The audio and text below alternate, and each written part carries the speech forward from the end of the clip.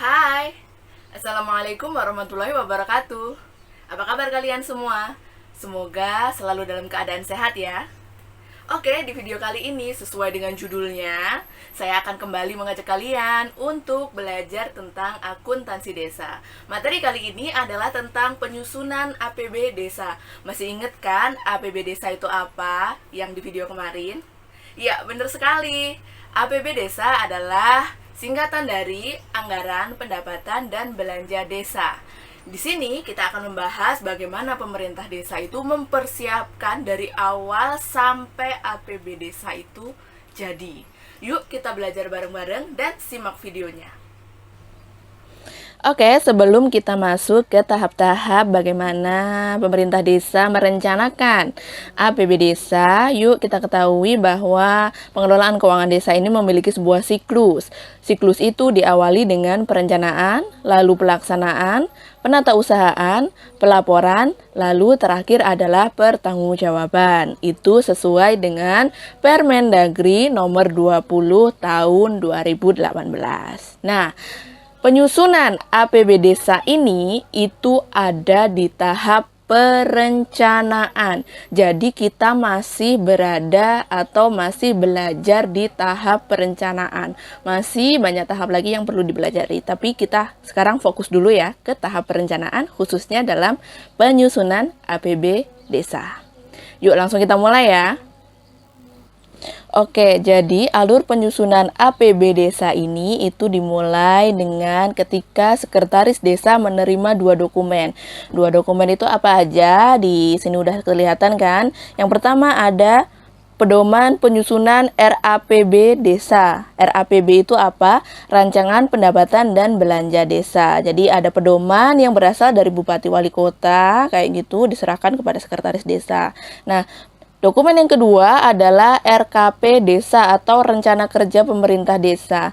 Ini asalnya dari mana? Asalnya adalah dari hasil musyawarah yang telah dilakukan sebelumnya di luar proses pengelolaan keuangan desa. Setelah sekretaris desa menerima dua dokumen tersebut, maka sekretaris desa akan menyusun yang namanya usulan rancangan perdes tentang APB desa, ya kan? Dasarnya dari dua dokumen tadi. Nah, rancangan perdes tentang APB desa maksudnya gimana? Jadi sebenarnya APB desa itu bukanlah dokumen tersendiri, tetapi APB desa adalah sebagian dari peraturan desa. Maksudnya gimana? Jadi kalau dalam peraturan desa, perdes itu peraturan desa ya. Dalam peraturan desa itu di dalamnya ada yang namanya APB desa, kayak gitu. Jadi dalam perdes itu isinya termasuk APB desa. Jadi APB desa tidak berdiri sendiri ya, tapi sebagian dari peraturan desa kayak gitu. Nah, setelah sekretaris selesai membuat usulan rancangan perdes APB desa ini, rancangan ini akan diserahkan kepada kepala desa. Nah, kepala desa sendiri akan menyerahkan rancangan tersebut kepada BPD. BPD itu adalah singkatan dari Badan Permusyawaratan Desa. Kalau secara sederhana bisa dibayangkan lah, kepala desa itu sebagai presiden, BPD itu sebagai DPR. Kayak gitu kalau di pemerintah pusat lah. Nah, kepala desa bersama-sama dengan BPD itu akan memusyawarahkan rancangan tadi. Nah, hasil musyawarah itu ada dua kemungkinan. Yang pertama adalah disetujui dan yang kedua adalah tidak disetujui. Nah, disetujui berarti maksudnya adalah BPD itu setuju dengan rancangan yang dibawa kepala desa tadi. Kalau tidak setuju berarti BPD menolak dengan rancangan yang diajukan oleh kepala desa tadi. Nah, apa yang harus dilakukan? Ketika disetujui, maka berarti rancangannya itu bisa lanjut kan? Nah, tetapi kalau tidak disetujui, maka rancangannya yang dibuat baru tadi batal dan akan menggunakan rancangan perdes tahun lalu, kayak gitu. Nah, kalau sudah disetujui, rancangan itu akan dikembalikan kepada sekretaris desa untuk dibuat. kayak gitu. Dibuat itu maksudnya apa? Tadi kan masih usulan-usulan terus dimusyawarahkan. Nah, kalau sudah disetujui barulah dibuat dengan benar-benar kayak gitu. Nah, yang dibuat sama sekretaris desa itu apa aja? Yang pertama ada rancangan Perdes APB Desa. Jadi itu peraturan desa tentang APB Desa. Yang kedua adalah rancangan Perkades APB Desa. Nah, Perkades itu adalah peraturan kepala desa. Jadi ada 2. Nah, setelah diserahkan kembali kepada sekretaris, dibuat rancangannya.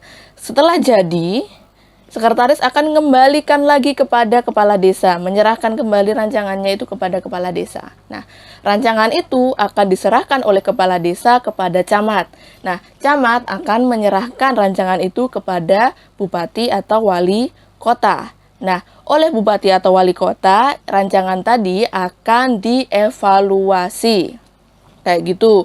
Nah, kemungkinan hasil evaluasi itu juga ada 2. Yang pertama adalah ada evaluasi dan yang pertama adalah ada evaluasi dan yang kedua adalah tidak ada evaluasi. Ada evaluasi itu maksudnya bagaimana? Berarti rancangan yang diserahkan ke bupati tadi itu perlu adanya perbaikan. Jadi kalau ada evaluasi, bupati akan mengembalikan rancangan itu kepada kepala desa melakukan perbaikan kayak gitu. Tetapi setelah dilakukan perbaikan tidak perlu lagi dikembalikan kepada bupati ya.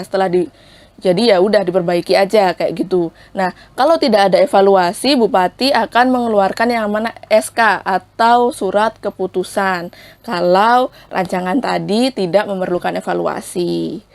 Nah, kalau sudah diperbaiki, kalau memang ada evaluasi diperbaiki kan, kalau sudah menerima SK juga, kalau memang tidak ada evaluasi, nah rancangan itu akan diterima kepala desa untuk ditetapkan sebagai Perdes APB Desa dan Perkades APB Desa. Kalau tadi kan masih rancangan tuh, sekarang dijadikan yang benar-benar Perdes sama Perkades kayak gitu.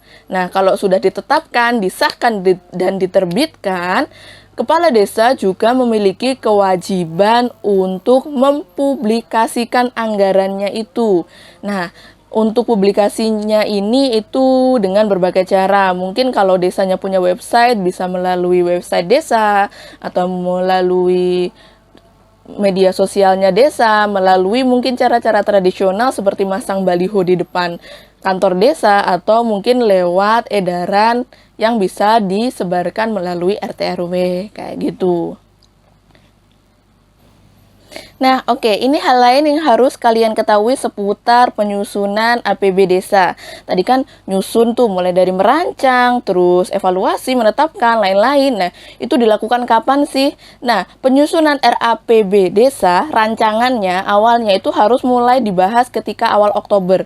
Jadi seumpama ya, kita menyusun APB untuk tahun 2021. Berarti Oktober 2020 itu sudah harus mulai dibahas penyusunan RAPB desanya, kayak gitu. Nah, musyawarahnya itu harus dilakukan, musyawarah dengan BPD tadi, itu harus dilakukan maksimal akhir Oktober. Jadi nggak boleh lebih dari akhir Oktober. Nah, setelah itu, kalau sudah diperbaiki lagi, setelah dimusyawarahkan dan disetujui, itu akan disampaikan kepada bupati, wali kota, melalui camat. Nah, itu maksimal 3 hari setelah disepakati. Seumpama tadi kan dirancang, terus dimusyawarahkan, disepakati. Nah, itu harus segera diserahkan kepada bupati maksimal 3 hari setelah disepakati. Nah, kayak gitu. Nah, setelah diterima oleh bupati, wali kota, nah bupati, wali kota ini akan melakukan evaluasi. Kalau evaluasinya ini waktunya agak lama ya, mungkin karena bupati, wali kotanya sibuk atau memang dengan perhitungan-perhitungan apa saya tidak tahu. Itu evaluasinya itu diberi waktunya memakan sekitar 20 hari kerja maksimal. Nah, kayak gitu. Nah, setelah dievaluasi selama maksimal 20 hari tadi akan keluar kan hasil evaluasinya, ada evaluasi atau tidak. Nah, ketika ada evaluasi itu harus diperbaiki maksimal 7 hari setelah menerima hasil evaluasi. Jadi, ketika kepala desa menerima hasil evaluasi dari bupati itu harus segera diperbaiki maksimal 7 hari, kayak gitu. Nah, setelah itu APB desa itu rancangannya tadi akan ditetapkan sebagai perdes, kan tadi masih rancangan. Nah, akan ditetapkan dengan sebagai perdes itu maksimal tanggal 31 Desember. Berarti kalau sebelum 31 Desember boleh loh ya. Itu udah mepet banget kalau 31 Desember. Nah, kira-kira timeline kegiatannya seperti itu, bisa dilihat. Nah, ada satu lagi yang harus kalian ketahui. Ini terjadi ketika setelah dilakukan evaluasi oleh Bupati Wali Kota, ternyata rancangannya harus dievaluasi, tetapi kepala desanya itu mokong, Rek. Nggak mau ngevaluasi. Kayak gini, saya nggak mau, pokoknya saya mau rancangannya kayak gini aja, kayak gitu. Nah, apa yang harus dilakukan? Nah, itu kan ada kepala desa nekat tuh ya. Ada evaluasi tidak dilaksanakan, pokoknya tetap jalan aja dengan rancangan itu, terus langsung disahkan aja sebagai peraturan desa. Nah, bupati akan melakukan tindakan. Tindakannya apa? Berupa mengeluarkan yang namanya SK pembatalan, surat keputusan pembatalan. Apa yang dibatalkan? Perdes yang maksa disahkan tadi, padahal rancangannya harusnya dievaluasi, kayak gitu.